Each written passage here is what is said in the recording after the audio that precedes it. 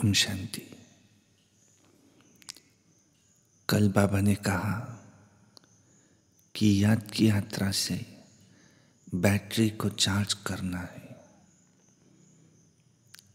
उससे ही याद से ही शक्ति मिलेंगी और आत्मा सत्व प्रधान बनेंगी।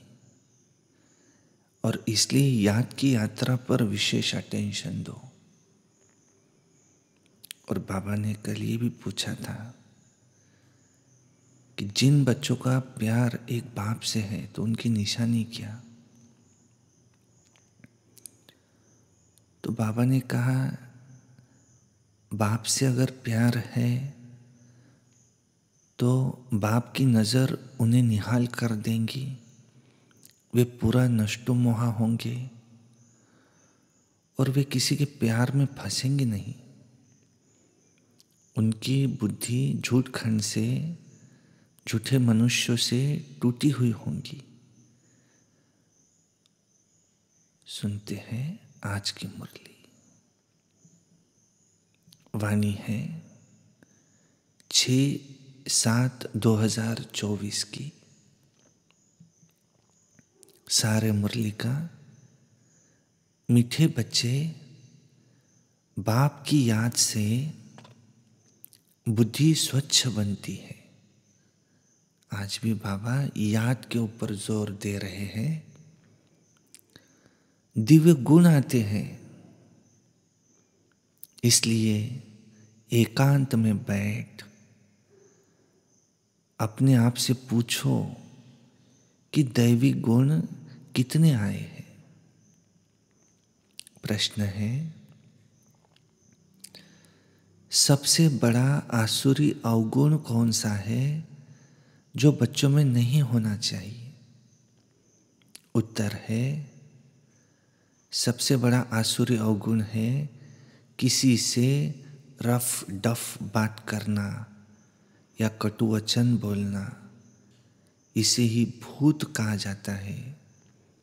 जब कोई में यह भूत प्रवेश करते हैं तो बहुत नुकसान कर देते हैं। इसलिए उनसे किनारा कर लेना चाहिए और जितना हो सके ये अभ्यास करो कि अब घर जाना है और फिर नई राजधानी में आना है। इस दुनिया में सब कुछ देखते हुए कुछ भी दिखाई न दे। तो कटु वचन बोलना, रफ टफ बात करना अवगुण है।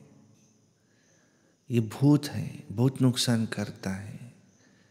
अगर कोई ऐसा करे तो किनारा कर लो और यही अभ्यास करो। अब घर जाना है, नई राजधानी में आना है, बस सब कुछ देखते हुए भी कुछ भी दिखाई न दे। ओम शांति। बाप बैठ बच्चों को समझाते हैं कि जाना तो है शरीर छोड़कर, इस दुनिया को भी भूल करके जाना है। तो तुम ये एक ही अभ्यास करो। जब कोई शरीर में खिटपिट होती है तो शरीर को भी कोशिश करके भूलना होता है, तो दुनिया को भी भूलना होता है। भूलने का अभ्यास रहता है सुबह को। बस यही अभ्यास करो कि अब वापिस घर जाना है। यह ज्ञान तो बच्चों को मिला है, सारी दुनिया को छोड़ अब मुझे घर जाना है। जास्ती ज्ञान की तो दरकार नहीं रहती। कोशिश कर उसी धुन में रहना है। भले शरीर को कितनी भी तकलीफ होती रहे, बच्चों को समझाया जाता है कि कैसे अभ्यास करो जैसे कि तुम हो ही नहीं। ये भी एक अच्छा अभ्यास है कि बाकी थोड़ा समय है, बस अब मुझे घर जाना है। फिर बाप की मदद भी है या इनकी अपनी मदद भी है। मदद मिलती है ज़रूर, पुरुषार्थ भी करना होता है। ये जो कुछ भी देखने में आता है अब ये प्रैक्टिस करो कि वो है नहीं और अब मुझे घर जाना है और वहाँ से फिर अपनी राजधानी में आना है। तो पिछाड़ी में ये दो बातें जाकर रहती है, बस जाना है और फिर आना है। देखा जाता है कि इस याद में रहने से शरीर के रोग जो तंग करते हैं ना, वो भी ऑटोमेटिकली ठंडे हो जाते हैं। वो खुशी रह जाती है, खुशी जैसी खुराक नहीं। इसलिए बच्चों को भी ये समझाना पड़ता है कि बच्चे अब घर चलना है, स्वीट होम में चलना है, इस पुरानी दुनिया को भूल जाना है। इसको कहा जाता है याद की यात्रा। अभी ही बच्चों को मालूम पड़ता है। बाप कल्प कल्प आते हैं, यही सुनाते हैं, कल्प बाद फिर ऐसे मिलेंगे। बाप कहते बच्चे अभी तुम जो कुछ भी सुनते हो फिर कल्प बाद यही सुनेंगे। ये तो बच्चे जानते हैं। बाप कहते हम कल्प कल्प आकर बच्चों को मार्ग बताता हूँ। मार्ग पर चलना बच्चों का काम है। बाप आकर मार्ग बताते हैं, साथ में ले जाते हैं। सिर्फ मार्ग भी नहीं बताते तो, लेकिन साथ में भी ले जाते हैं। तो ये भी समझाया जाता है कि ये जो चित्र आदि है पिछाड़ी में कुछ भी काम नहीं आते। बाप ने अपना परिचय दे दिया, अब बच्चे समझ जाते हैं। बाप का वर्षा है बेहद की बादशाही। जो कल मंदिरों में जाते थे, महिमा गाते थे इन बच्चों की, माना लक्ष्मी नारायण की, बाबा तो उन्हों को भी बच्चे बच्चे ही कहेंगे ना। अब जो ऊंच से ऊंच बनने की महिमा गाते हैं, अब फिर ऊंच बनने का पुरुषार्थ करते हैं। शिव बाबा के लिए ये कोई नई बात नहीं है, तुम बच्चों के लिए नई बात है। युद्ध के मैदान में तो बच्चे हैं ना, तो संकल्प विकल्प भी इन्हें तंग करेंगे। ये खांसी भी इनके कर्म का हिसाब किताब है, ब्रह्मा बाबा के, तो इनको भोगना है। बाबा तो मौज में है, इनको कर्मातीत बनना है। बाप तो है ही सदा कर्मातीत अवस्था में, शिव बाबा तो है ही हमेशा सदा कर्मातीत अवस्था में। हम तुम बच्चों को माया के तूफान आदि कर्मभोग ये जरूर आएंगे, ये समझाना चाहिए। बाप तो रास्ता बताते हैं, बच्चों को सब कुछ समझाते हैं। इस रथ को कुछ होता है तो तुमको फीलिंग आएंगी कि दादा को कुछ हुआ है। बाबा को कुछ नहीं होता है, इनको होता है, ब्रह्मा बाबा को। ज्ञान मार्ग में अंधश्रद्धा की कोई बात नहीं होती। बाप समझाते हैं कि मैं किस तन में आता हूँ, बहुत जन्मों के अंत के पतित तन में मैं प्रवेश करता हूँ। दादा भी समझते हैं कि जैसे और बच्चे हैं ऐसे मैं भी हूँ। ब्रह्मा बाबा भी समझते हैं। ब्रह्मा बाबा माना दादा पुरुषार्थी है, संपूर्ण नहीं है। तुम सब प्रजापिता ब्रह्मा के बच्चे ब्राह्मण, तुम पुरुषार्थ करते हो विष्णु पद पाने का। लक्ष्मी नारायण कहो व विष्णु कहो, बात तो एक ही है ना। बाप ने समझाया भी है। अब आगे तो नहीं समझते थे, न ब्रह्मा विष्णु शंकर को न अपने आप को समझते थे। अभी तो बाप को ब्रह्मा विष्णु शंकर को देखने से बुद्धि में आता है ये ब्रह्मा तपस्या करते हैं, यही ये सफ़ेद ड्रेस है।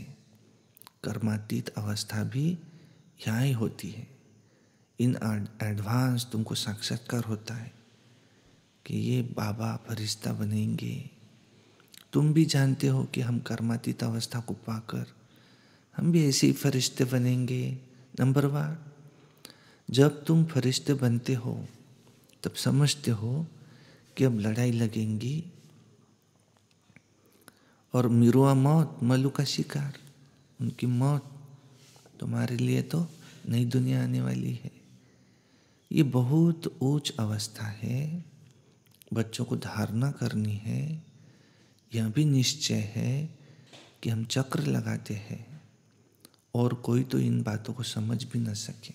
नया ज्ञान है। और फिर पावन बनने के लिए बाप याद सिखाते हैं।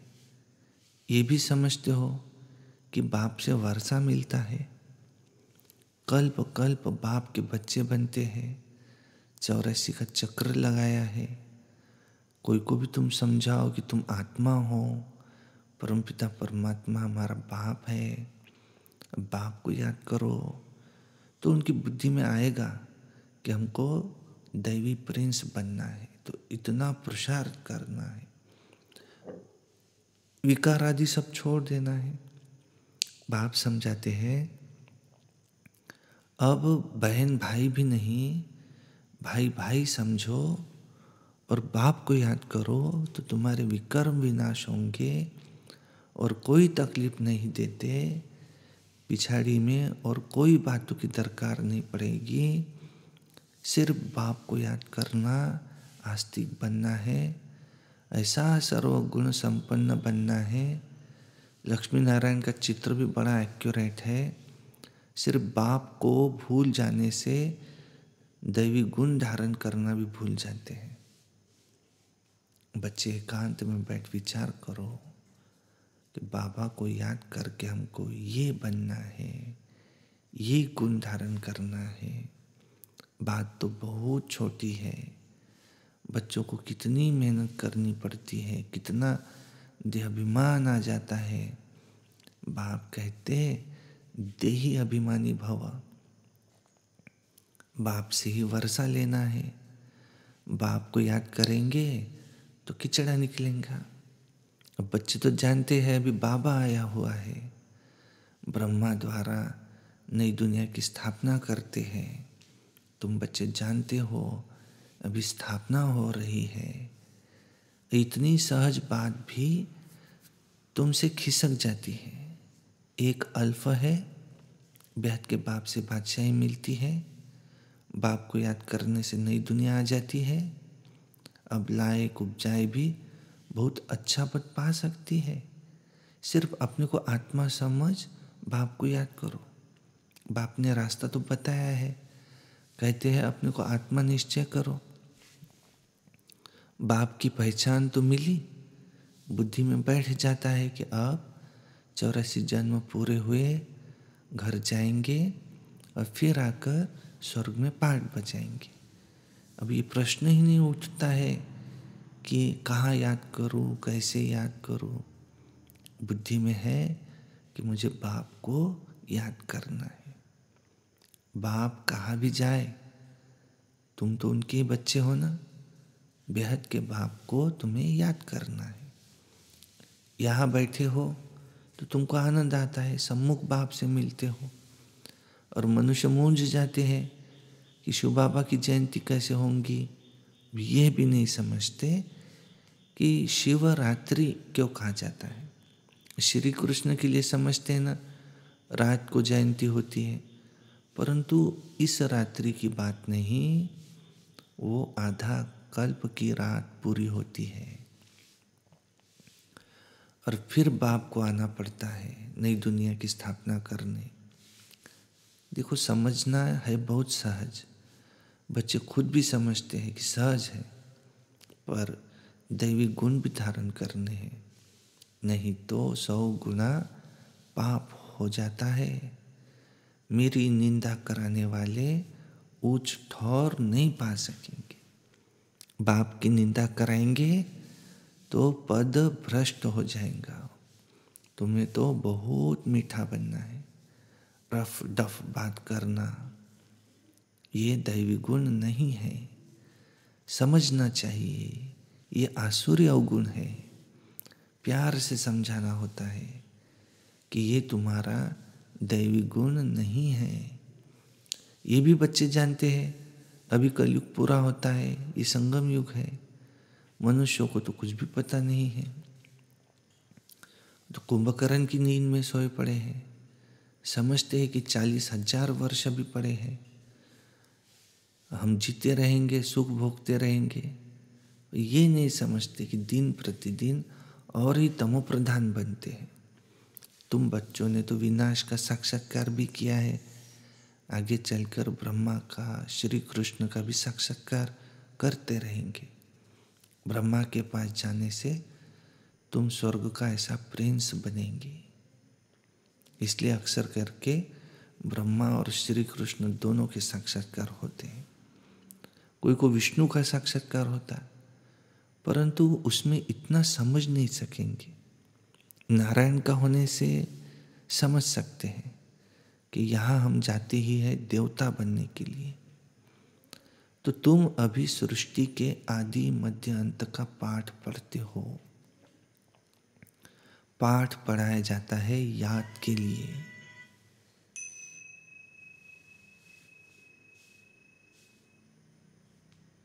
आत्मा पाठ पढ़ती है, देह का भान उतर जाता है, आत्मा ही सब कुछ करती है। अच्छे अथवा बुरे संस्कार आत्मा में ही होते हैं। तुम मीठे मीठे बच्चे 5,000 वर्ष के बाद आकर मिले हो, तुम वही हो, फीचर्स भी वही है। 5,000 वर्ष पहले भी तुम ही थे। तुम भी कहते हो कि 5,000 वर्ष के बाद आप आकर मिले हो, जो हमको मनुष्य से देवता बना रहे हो। हम देवता थे, फिर असुर बन पड़े हैं, देवताओं के गुण गाते आए हैं, अपने अवगुण वर्णन करते आए हैं, अब फिर देवता बनना है क्योंकि दैवी दुनिया में आना है।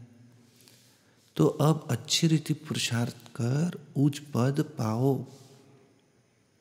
टीचर तो सबको कहेंगे ना, पढ़ो, अच्छी मार्क से पास हो तो हमारा भी नाम वाला हो और तुम्हारा भी नाम वाला होगा।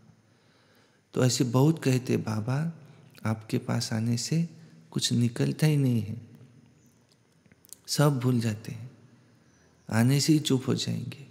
ये दुनिया जैसे कि खत्म हुई पड़ी है, फिर तुम आएंगे नई दुनिया में, वो तो बड़ी शोभनीक दुनिया है। कोई शांति धाम में विश्राम पाते हैं, कोई को विश्राम नहीं मिलता है, वो तो ऑलराउंड पार्ट बजाते हैं, परंतु तमो प्रधान दुख से तो छूट जाते हैं। वहाँ तुम्हें शांति और सुख सब कुछ मिल जाता है। तो ऐसे अच्छी रीति पुरुषार्थ करना चाहिए। ऐसे नहीं कि जो नसीब में होगा, नहीं, पुरुषार्थ करना चाहिए। समझा जाता है कि राजधानी स्थापन हो रही है, हम श्रीमत पर अपने लिए राजधानी स्थापन कर रहे हैं। बाबा जो श्रीमत देने वाला है वो खुद राजा आदि नहीं बना है, उनकी श्रीमत से हम बनते हैं, वो राजा नहीं बनते। देखो नई बात है ना, कभी कोई ने न तो सुनी न देखी। अभी तुम बच्चे समझते हो कि श्रीमत पर हम वैकुंठ की बादशाही स्थापन करते हैं। हमने अनगिनत बार राजा स्थापन किए हैं, करते हैं, गवाते हैं, ये चक्र है, फिरता ही रहता है। पादरी लोग जब चक्र लगाने निकलते हैं तो और कोई को देखना भी पसंद नहीं करते हैं, सिर्फ क्राइस्ट की याद में रहते हैं, शांति में चक्र लगाते हैं। समझ है ना, क्राइस्ट की याद में कितने रहते हैं, तो जरूर उनको क्राइस्ट का साक्षात्कार हुआ होगा। सब पादरी ऐसे थोड़ी होते हैं, उसमें भी फिर कोटों में कोई, तो तुम्हारे में भी ऐसी नंबरवार कोटों में कोई ऐसी याद में रहते होंगे। देखो ट्राई करके तो देखो, और कोई को नहीं देखो, बस बाप को याद करते रहो, सुदर्शन चक्र फिराते रहो, तुमको अथाह खुशी होंगी। श्रेष्ठाचारी देवताओं को कहा जाता है, मनुष्य को तो भ्रष्टाचारी कहा जाता है। इस समय तो देवता कोई है ही नहीं। तो आधा कल्प है दिन, आधा कल्प है रात, ये भारत की ही बात है। तो बाप कहते हैं कि मैं आकर सबकी सद्गति करता हूँ। बाकी जो और धर्म वाले हैं वो भी अपने अपने समय पर अपने धर्म की स्थापना करते हैं। सब आकर ये मंत्र ले जाते हैं। तो तुम्हें बाप को याद करना है। जो याद करेंगे वो अपने धर्म में उच्च पद पाएंगे। तुम बच्चों को पुरुषार्थ करके रूहानी म्यूजियम अथवा कॉलेज खोलने चाहिए। तुम लिख दो विश्व की अथवा स्वर्ग की राजाई सेकंड में कैसे मिल सकती है। समझना है तो आकर के समझो। बाप को याद करो तो तुमको वैकुंठ की बादशाही मिलेंगी।